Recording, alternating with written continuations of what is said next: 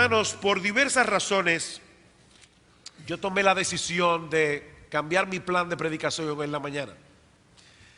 Y les pido por favor que vayan conmigo al Evangelio de Lucas. Lucas capítulo 14.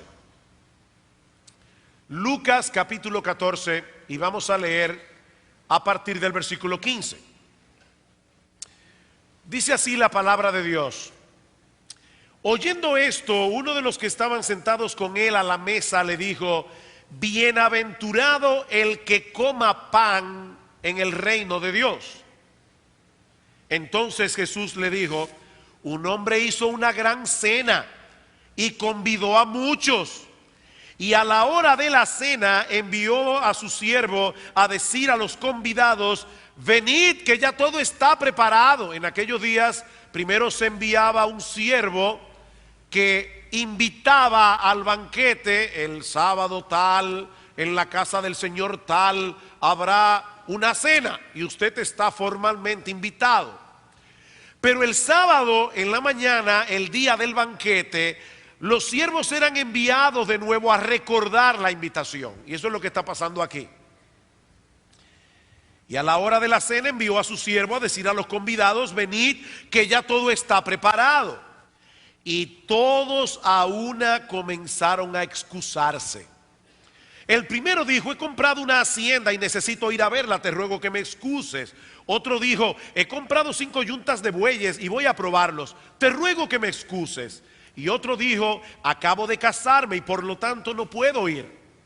Vuelto el siervo hizo saber estas cosas a su señor, y entonces, enojado, el padre de familia dijo a sus siervos: ve pronto por las plazas y las calles de la ciudad y trae acá a los pobres, los mancos. El texto griego, y esto es muy importante, dice los lisiados, los cojos y los ciegos.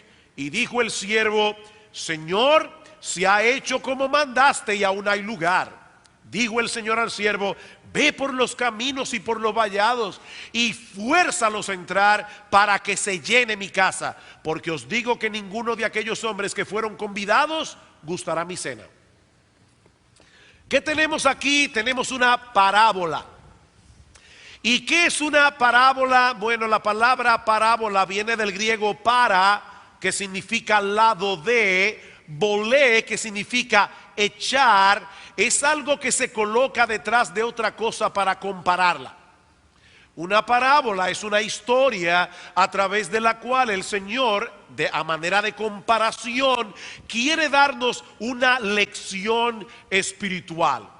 Ahora, yo quiero advertirle algo a los miembros de Iglesia Bíblica del Señor Jesucristo y a todos los cristianos que están aquí, porque fácilmente nosotros podemos escuchar esta parábola y pensar: ay, qué bueno, el pastor va a traer hoy un mensaje evangelístico. Bueno, si lo que tú quieres decir es que yo voy a estar predicando el evangelio, tienes razón, pero este mensaje es para ti, así como para todas las personas que están aquí. Pero por favor, no se desintonicen. Este es un mensaje del evangelio para ti, como para todos los que están aquí. ¿Cuál es la enseñanza o la historia que Cristo nos relata aquí? Bueno, que un hombre que evidentemente era rico, porque dice que hizo una gran cena y que invitó a muchos. Últimamente, cada vez que se lee una invitación a bodas, se dice: hermanos, aquellos que recibieron la invitación son los que pueden ir a la recepción. Y ustedes entienden, las cosas no están como para hacer una recepción muy grande, porque una recepción grande cuesta dinero. Así que evidentemente este hombre era rico, hizo una gran cena e invitó a muchas personas. Ahora, también era un hombre bueno. Él quería que la gente participara de su cena. Él quería que más y más personas pudieran beneficiarse del banquete. Pero cuando llegó el día de la cena y los siervos comenzaron a avisar a los convidados que ya la cena estaba preparada, todos comenzaron a presentar excusas. Y el dueño de la casa, el amo, el hombre que había preparado la cena, enojado, le dijo a sus siervos: vayan a las plazas, a las calles de la ciudad, para que traigan a otro grupo de personas a participar de su cena. Y aquellos que fueron originalmente invitados no tendrán ese privilegio. Eso es básicamente la historia. Ahora, ¿qué nosotros podemos aprender de esta historia? Yo quisiera traer a vuestras mentes y corazones, mostrarles tres cosas que yo veo aquí en este pasaje. Y la primera es la naturaleza del reino que Cristo vino a ofrecer. Noten que en el versículo 15, cuando Cristo viene hablando en el pasaje anterior acerca del reino, alguien le dice: bienaventurado el que coma pan en el reino de Dios. Así que definitivamente Cristo está hablando aquí de su reino.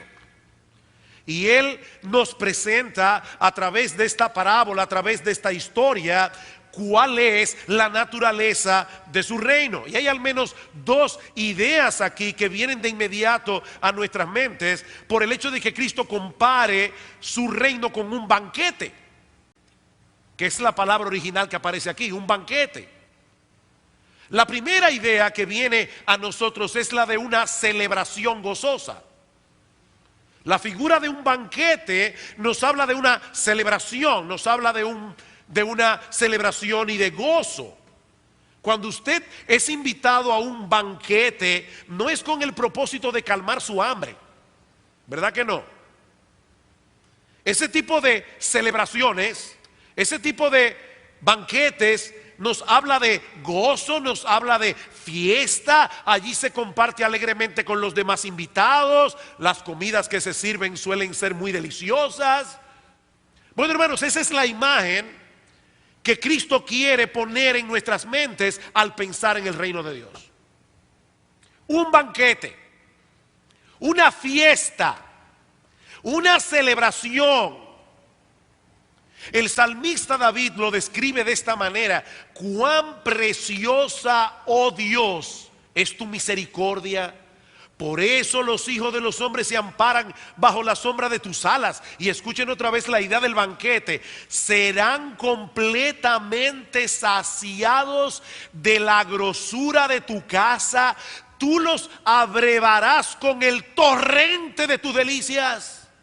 No un chorrito, el torrente de tus delicias, porque contigo está el manantial de la vida, en tu luz veremos la luz.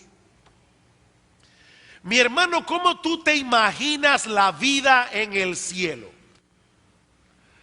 ¿Cómo tú te imaginas la vida en el reino de Dios? Por eso es que este hombre que dio inicio a la parábola, o dio pie a la parábola, dice: bienaventurado el que coma pan en el reino de Dios.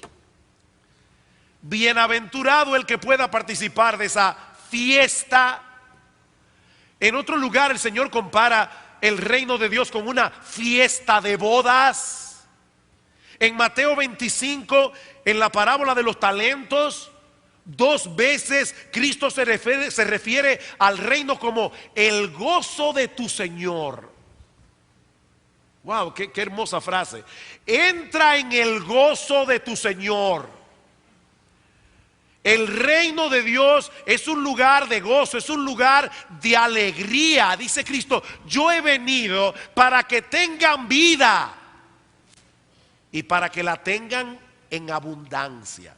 Si yo sé que hay cristianos que parece que están medio vivos o medio muertos, no sé exactamente cómo describirlos, pero no es por culpa del cristianismo, es por culpa de su cristianismo, porque ellos no están disfrutando a Cristo y la salvación que hay en Cristo como deberían hacerlo. Muchas personas no pueden imaginarse el reino de los cielos como un lugar lleno de gozo y de alegría. No pueden. Y por eso mismo la idea de ir al cielo no les apela, para nada. Como hemos dicho otras veces, hay personas que se imaginan el cielo como un culto interminable, en el que tenemos que estar sentados quietecitos por los siglos de los siglos.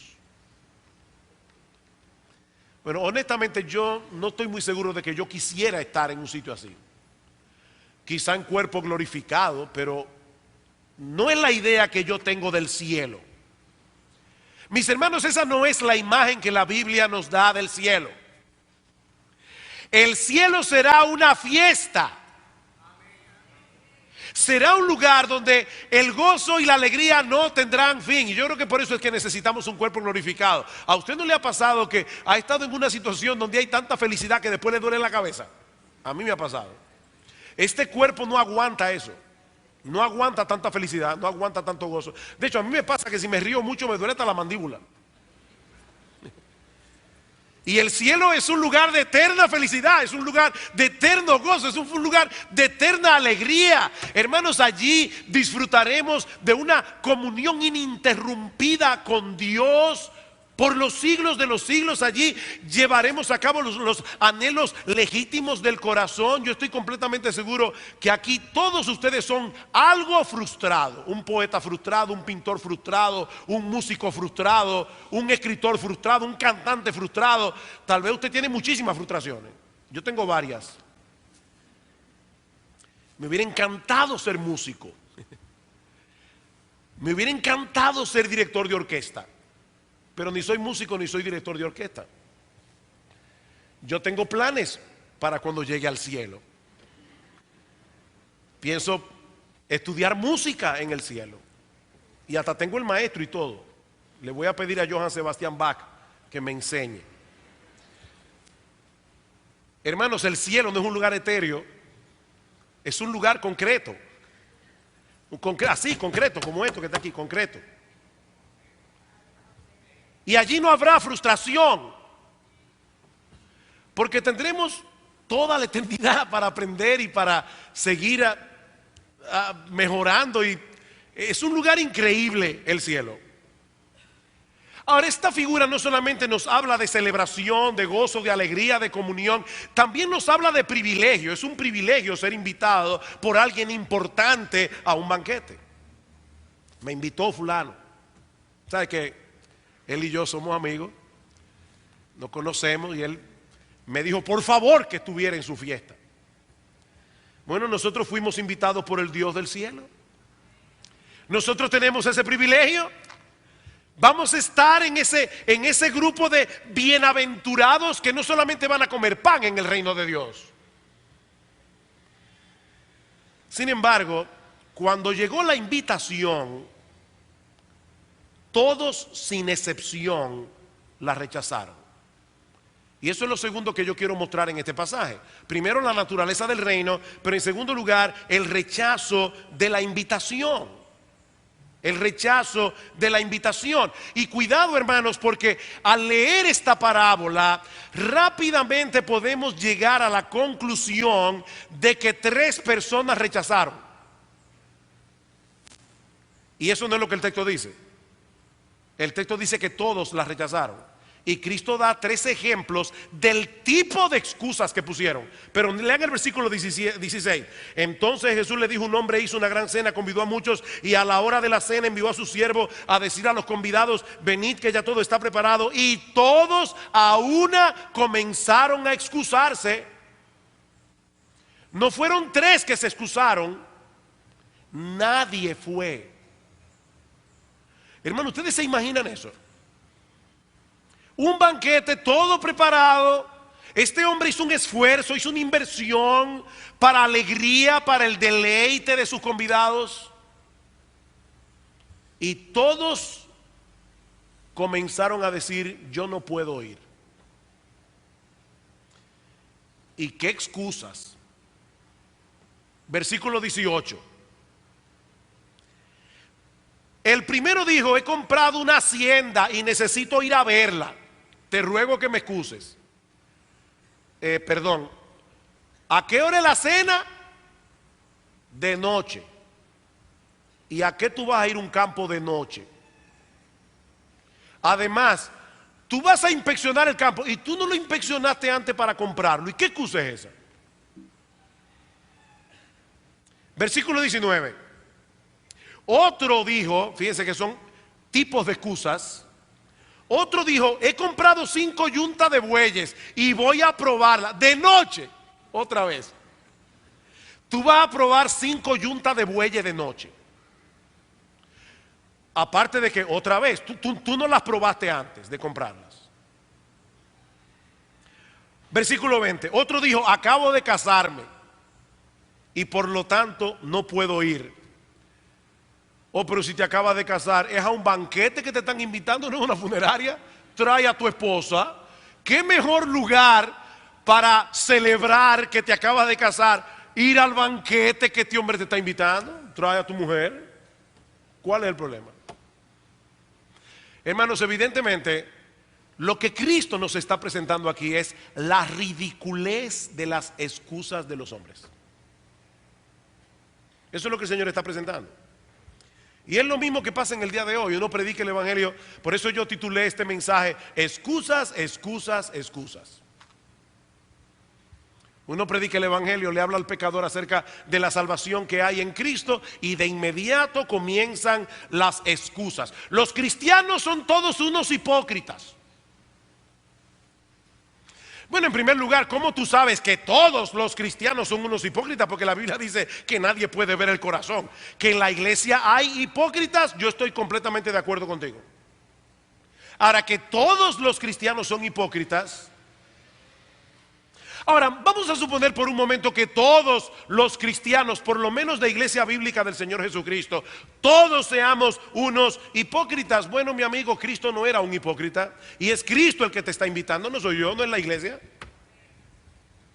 Vamos a suponer que todos los cristianos de esta iglesia fuéramos unos hipócritas. Eso no elimina el problema que tú tienes con Dios.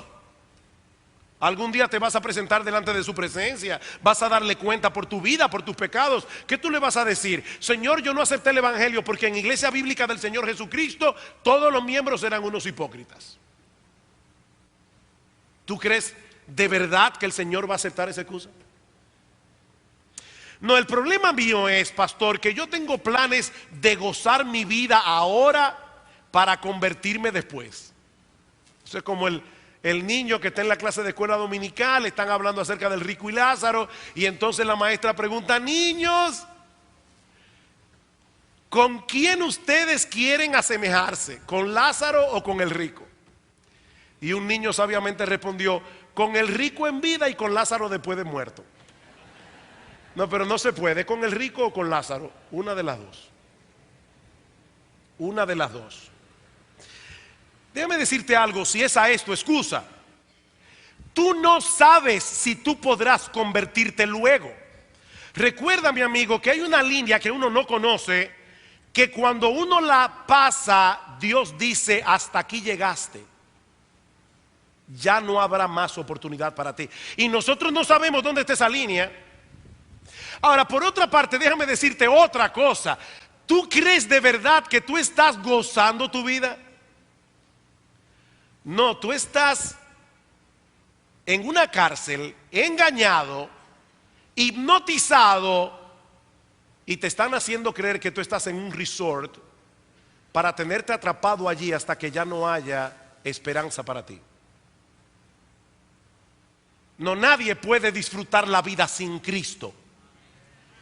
Eso es imposible. Pastor, mire que a mí me da temor de que si yo me convierto, mis amigos se alejarán de mí.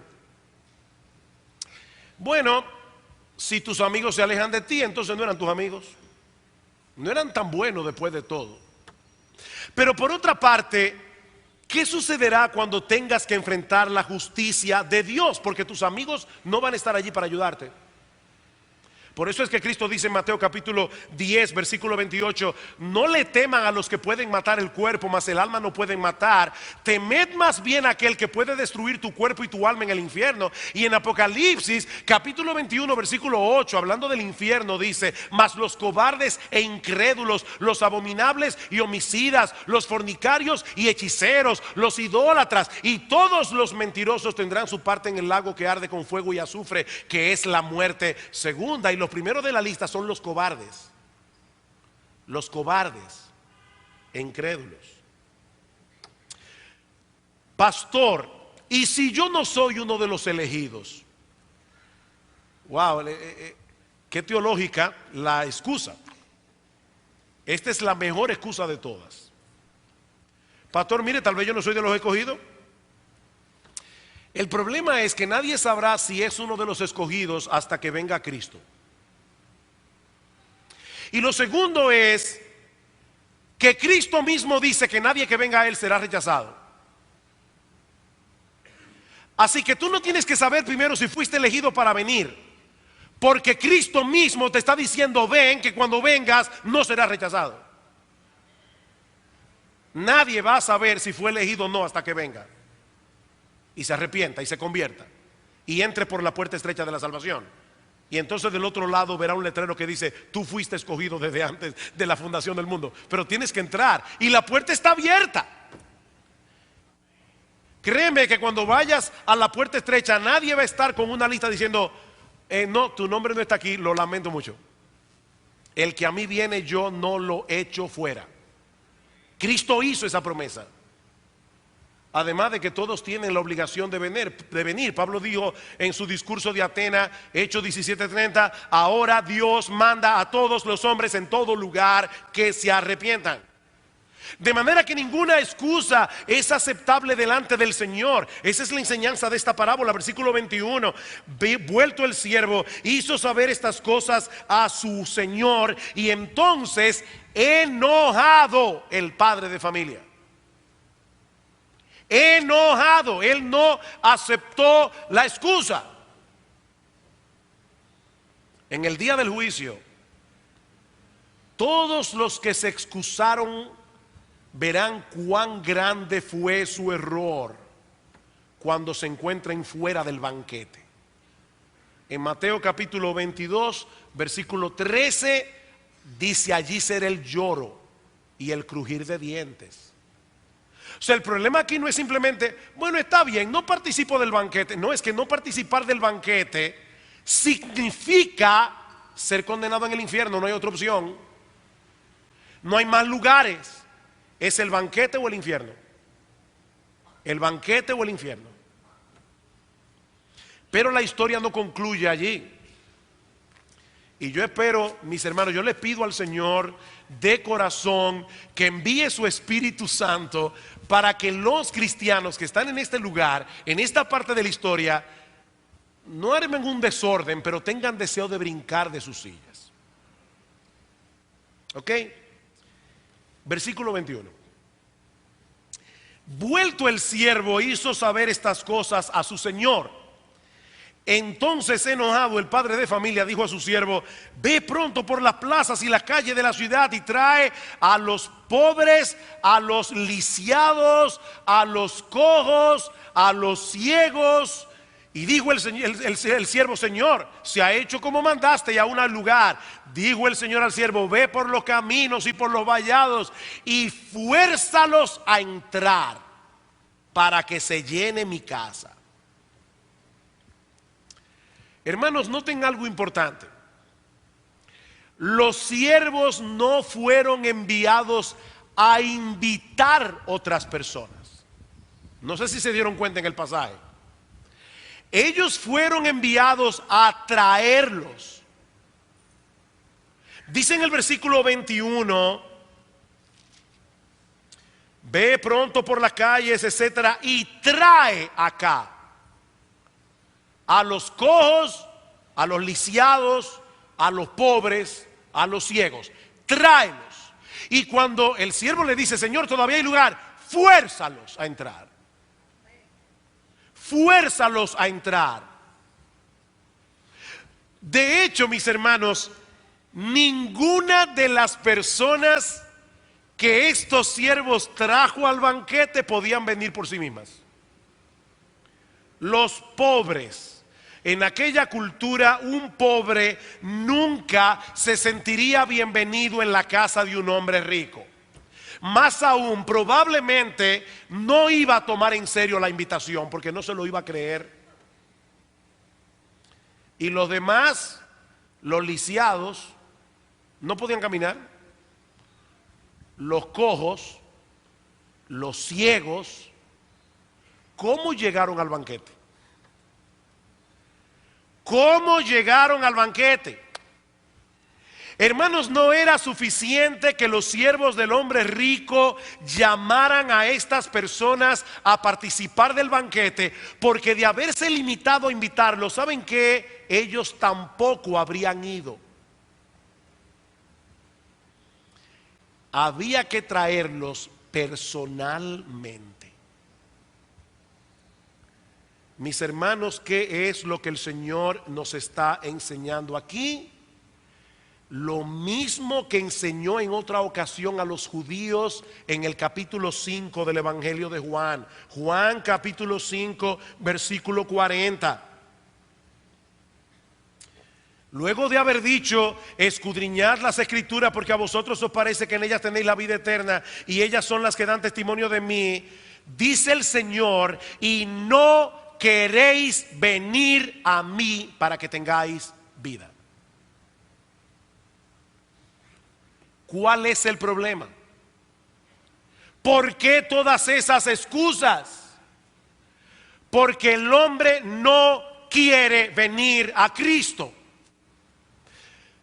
Pero ¿por qué el hombre no quiere venir a Cristo? Porque está muerto. Noten otra vez el texto. No queréis venir a mí para que tengáis ¿qué? Vida.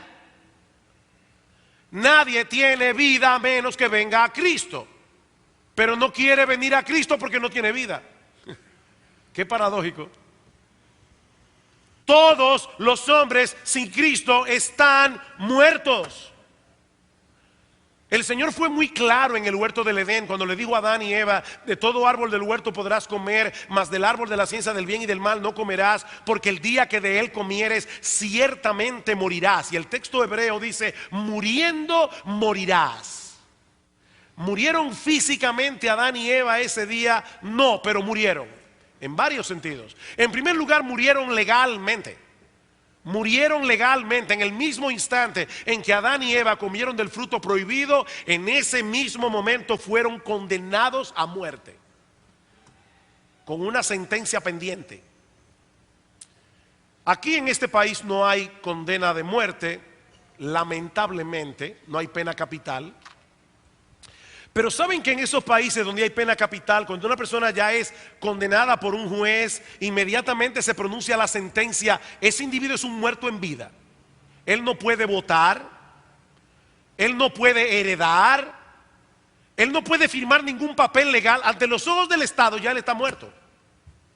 Y lo que la Biblia dice es que el pecador ya está muerto. El pecador ya tiene una sentencia de muerte sobre él. Por eso es que dice en Juan capítulo 3, versículo 18: el que en él cree no es condenado, pero el que no cree ya ha sido condenado, porque no ha creído en el nombre del unigénito Hijo de Dios. No es que va a ser condenado, es que ya ha sido condenado. Así que el pecador está muerto legalmente delante de Dios, no tiene derechos. Es una persona que está físicamente viva, pero esperando su sentencia. Pero en segundo lugar, el hombre también está muerto espiritualmente. Espiritualmente, en el momento que Adán y Eva pecaron, su mente, su voluntad, sus afectos quedaron imposibilitados de tornarse a Dios naturalmente. El hombre natural, 1 Corintios capítulo 2 versículo 14, no recibe las cosas que son del Espíritu de Dios, no las puede entender. El hombre por sí mismo no se va a inclinar hacia Dios. Y por último, el hombre también tiene sobre su cabeza una muerte eterna, porque será condenado eternamente en el infierno a estar separado de Dios por los siglos de los siglos. El pecador está muerto, y un muerto no puede aceptar la invitación a un banquete. Alguien puede pensar que si esa es la condición del pecador, entonces nosotros somos criaturas inocentes en manos de un Dios cruel que nos está pidiendo que hagamos algo que Él sabe de antemano que nosotros no podemos hacer. Eso es lo que parece, ¿verdad?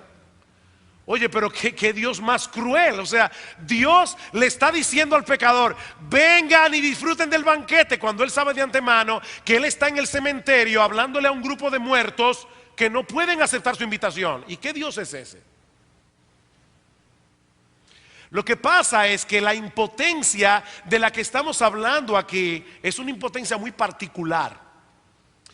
Yo lo he dicho otras veces, si yo le pido a un niño de 5 años que salte una verja de 2 metros, o de lo contrario yo lo voy a castigar severamente, yo estaría siendo cruel, porque ese niño no tiene la capacidad física de dar ese salto. Eso es cruel. Pero ese no es el tipo de impotencia de la que estamos hablando aquí. Déjeme ilustrárselo de esta manera. Imagínense, lo que voy a decir es cruel, que tú le dices a una madre que tiene a su niño de 5 meses cargado en el brazo: apuñala a tu hijo, métele un puñal en el corazón, mátalo. Esa madre te va a decir: yo no puedo hacer eso, ¿verdad que sí? Que tú no puedes hacer eso. Claro que tú puedes. Mira, el cuerpo del niño es muy débil todavía. Tú tienes la fuerza física para apuñalearlo. Y créeme, el niño no se va a defender. Claro que tú puedes apuñalearlo. ¿Qué te va a decir la madre? No, yo no puedo. Ella físicamente puede, pero no puede. Este es otro tipo de impotencia, ¿verdad que sí? Es una impotencia moral. Esa es la impotencia del pecador. No es una impotencia física. Es la impotencia del individuo que me odia con todas las fuerzas de su corazón. Un individuo que quiere verme muerto, y yo voy a su casa y le digo: por favor, me estoy muriendo de hambre, dame un plato de comida. Y él me dice: yo no te lo puedo dar porque te odio con cada fibra de mi ser. Es otro tipo de impotencia.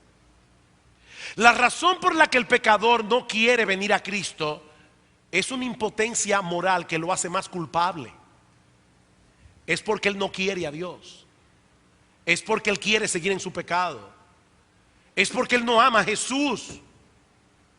De manera que si alguien va a aceptar la invitación del banquete, Dios tiene que hacer algo primero. Dios tiene que cambiar su naturaleza. Dios tiene que tornar su voluntad.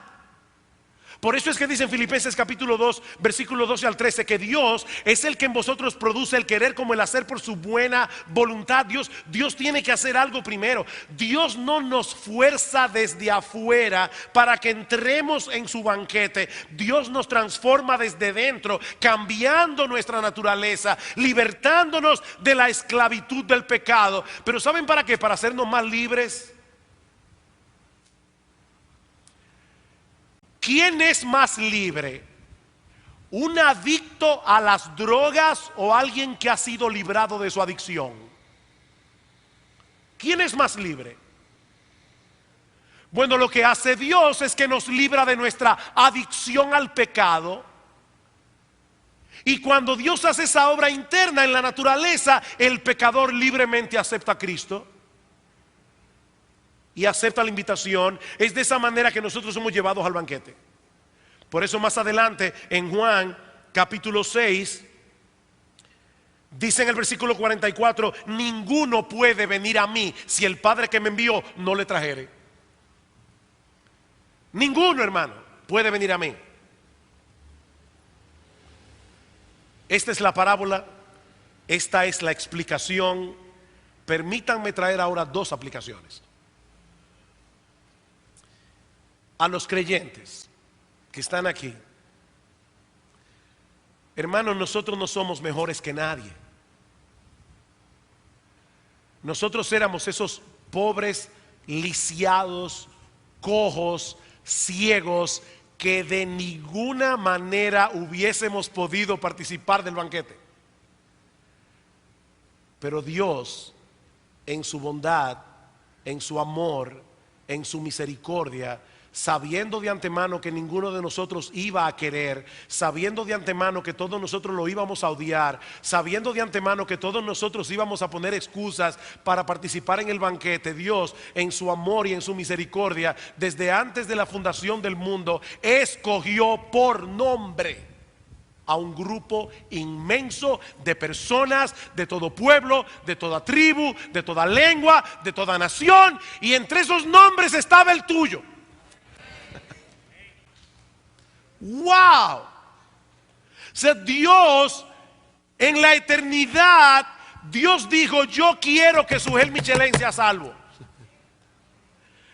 Señor, ¿y por qué si Sugel Michelén es tan depravado, es tan pecador, es tan indigno como cualquier otra persona? Por el puro afecto de mi voluntad. Yo tendré misericordia del que yo tenga misericordia y me compadeceré del que yo me compadezca. Así que no depende del que quiere ni del que corre, sino de Dios que tiene misericordia. Ese pasaje de Romanos 9 es increíble. Pablo está discutiendo con un antagonista imaginario y Pablo dice: y me dirás, ¿hay injusticia en Dios? Injusticia. ¿Y quién está hablando de justicia aquí? Cuando tratamos el tema de la salvación, no es de justicia que estamos hablando, es de misericordia. Hermanos, a veces nosotros nos imaginamos la humanidad como un grupo de personas que tuvo un accidente. Venían dos autobuses, chocaron en una intersección, están todos graves, y vino un médico que tiene la pericia y tiene el tiempo para salvarle la vida a todos, y dijo: no, pero mira, yo voy a salvar a este y a este no, a este y a este no. Él se pone a jugar con una margarita. Me quiere, no me quiere, me quiere, no me quiere. Yo voy a salvar a lo más bonito. Este bien, salvo. A este lo voy a dejar muy feo, que se muera. Pero eso no fue lo que hizo Dios. Dios no llegó a la escena de un accidente. Dios llegó a un tribunal donde se estaba juzgando a un grupo de asesinos en serie. Todos eran culpables y Dios, de pura gracia, por misericordia, dijo: voy a salvar a este y a este y a este, y yo mismo voy a cumplir la condena que ellos merecen. Y Pablo dice: justicia, misericordia, misericordia. Hermanos, nosotros estábamos lisiados, ciegos, cojos. Hubo que llevarnos cargados a Cristo, porque de lo contrario no habríamos ido. Por eso yo le decía al principio que yo le oraba al Señor que todos los cristianos que estamos aquí salgamos de este lugar de verdad lleno de pasión por el Señor. ¿Y qué respuesta nosotros podemos darle a un amor así? Me encanta como lo dice Isaac Watts: cuán solemne y dulce aquel lugar donde mora Cristo el Señor. Solemne y dulce. Allí de sus manjares Él despliega lo mejor. Banquete rico, el corazón admirado clama así: ¿por qué, Señor? ¿Por qué será que me invitaste a mí? ¿Por qué me hiciste oír tu voz y entrar y ver tu bondad? Pues miles de hambre mueren ya rehusando tu verdad. Y aquí está la estrofa que me encanta de este himno: pues el mismo amor que el manjar sirvió, dulcemente a entrar me llevó. Si no, en mi pecado aún habría estado yo. ¡Qué amor! Miren, mis hermanos, el amor, para que sea amor, tiene que ser incondicional. El amor que es condicional dejó de ser amor para convertirse en un negocio. El amor de Dios es incondicional.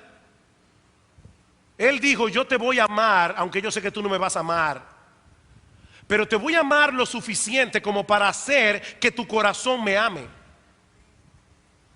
Voy a cambiar tu naturaleza para que me escojas libremente. Te voy a librar de la adicción del pecado para que vengas al banquete. Mira, mi hermano, yo no sé por lo que tú estás pasando en este momento, pero a nosotros al final nos espera un banquete. Y nosotros podemos desde ahora comenzar a disfrutar de ese banquete por la fe. Ahora, si tú estás aquí sin Cristo, nosotros hemos visto ya que el pecador es culpable por no querer venir. Es una impotencia culpable. Pero esa no es toda la historia. Noten una vez más el texto de Juan 5:40. No queréis venir a mí para que tengáis vida. Todo aquel que viene a Cristo vivirá. Yo sé que esto parece una contradicción. El pecador no quiere ni puede venir porque está muerto, pero aún así se le invita a venir para que tenga vida. ¿Cómo es eso? Muy simple. Digo, simple de decir, simple no es.